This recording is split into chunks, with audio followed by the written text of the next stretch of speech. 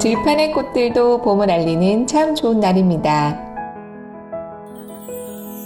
어스틴 주님의 교회 매일 말씀 묵상에 오신 여러분을 환영합니다.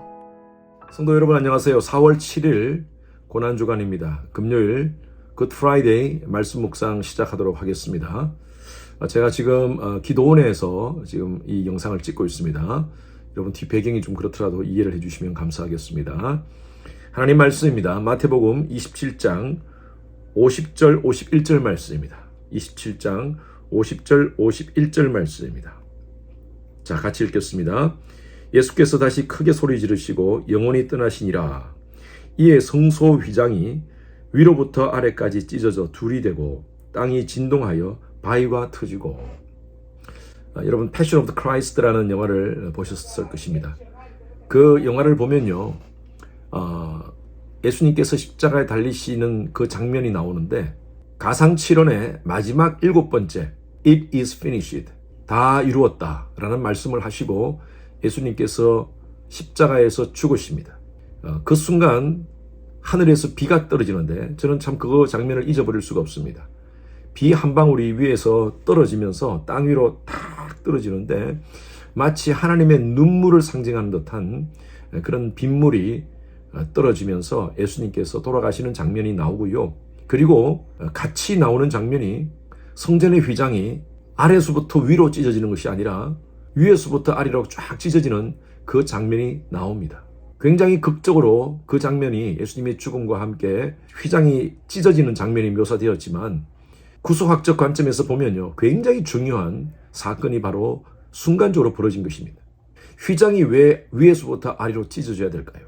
과거의 백성들은요, 하나님께서 성전에서 예배를 드리게 하셨습니다. 성전은요, 이 하나님을 만나는 장소였고 예배를 통하여 하나님의 백성들은 하나님께 나아갈 수 있었습니다. 성막에는요, 성막뜰이 있고요, 성소가 있고 지성소가 있습니다. 성막뜰과 성소에는 누구나 사람들이 들어갈 수 있었지만 그러나 지성소에는 아무나 들어갈 수가 없었습니다. 1년에 한 번 대제사장이 백성들의 죄를 속하기 위하여 어린 양의 피를 번제단에 뿌리고 그리고 불두멍을 통하여 성소를 지나서 휘장을 통해 지성소로 1년에 한 번 들어갈 수가 있었습니다.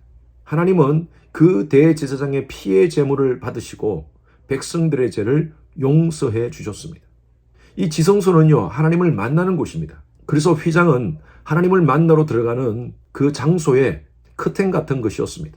지금 예수님께서 십자가에 돌아가실 때 이 성전은요, 솔로몬 성전도 아니고 헤롯 성전이었습니다. 많은 성경학자들이, 특히 1세기의 역사학자이면서 신학자였던 요세푸스라는 사람은 솔로몬 시대의 성전의 높이가 30규빗이라고 그랬어요. 약 한 15m 정도입니다. 그런데 헤롯 성전은요, 솔로몬 성전보다 더 화려하게 더 높이 지었다고 얘기하고 있습니다. 그래서 요세푸스에 의하면 이 헤롯 성전은요, 약 한 40규빗이었다고 말씀하고 있습니다. 40규빗이었다면 약 20m 정도입니다. 20m 정도, 그리고 휘장은 아마 적어도 18m는 됐을 것입니다. 이 18m 되는 그 휘장이 위에서부터 아래로 찢어졌습니다. 출애굽기 말씀에 의하면 이 휘장은 청색, 자색, 홍색 줄로 엮어서 만든 것입니다. 성경에 기록은 없지만 많은 성경학자들이 이 휘장의 두께를 약 한 10cm 정도로 봅니다. 인간이 어떤 도구를 사용하지 않고 높이가 약 한 18m, 그리고 두께가 한 10cm 정도 되는 그 휘장을 아래서부터 찢는다는 것은 불가능한 일입니다. 근데 이 휘장이 예수님이 십자가에 돌아가시 그 직전에 바로 위에서부터 아래로 찢어졌다. 이것은 누가 찢은 겁니까? 인간이 찢은 것이 아니라 바로 하나님이 찢으신 것입니다. 예수 그리스도의 십자가의 죽음으로 말미암아 더 이상 피의 제사가 필요 없다는 것입니다.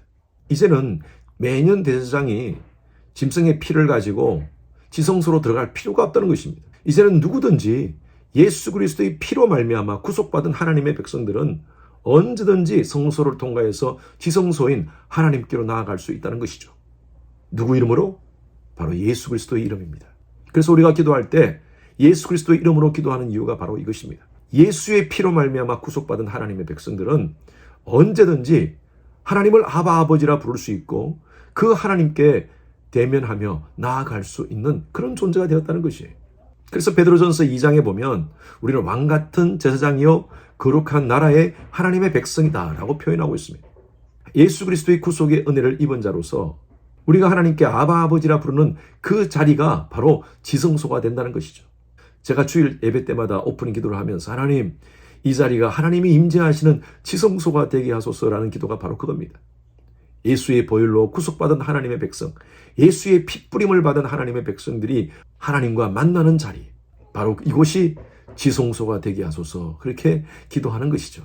히브리서 10장에 보면 예수의 피를 힘입어 담대히 하나님 앞으로 나아갈 수 있는 은혜를 입었다라고 표현하고 있습니다. 예수의 보혈로 구속받아 하나님의 자녀가 된 저와 여러분들은요, 늘 이 놀라우신 하나님의 십자가의 은혜를 기억하셔야만 됩니다.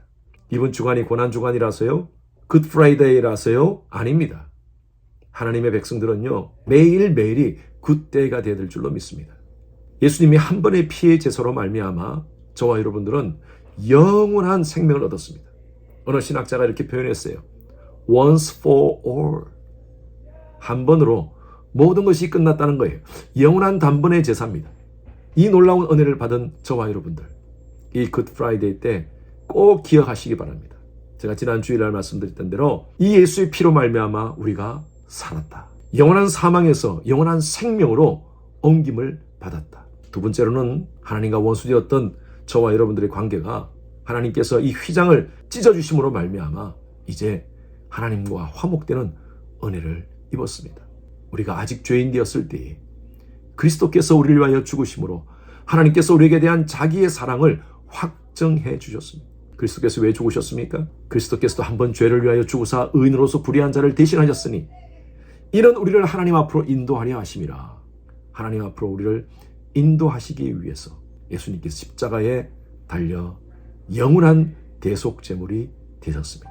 이 은혜를 기억하면서 예수의 피로 살리심을 받고 예수의 피로 화목됨을 알고 고난주간의 이 마지막 시간들을 잘 보내시는 여러분 되시기를 주님의 이름으로 축원합니다. 주님, 감사합니다. 오늘도 이 휘장의 의미를 다시 한 번 더 묵상합니다. 예수의 십자가의 죽으심으로 말미암아 하나님과 우리의 관계가 회복되었고 영원한 사망에서 영원한 생명으로 우리가 구원받았음을 확실하게 기억하고 믿게 하여 주시옵소서.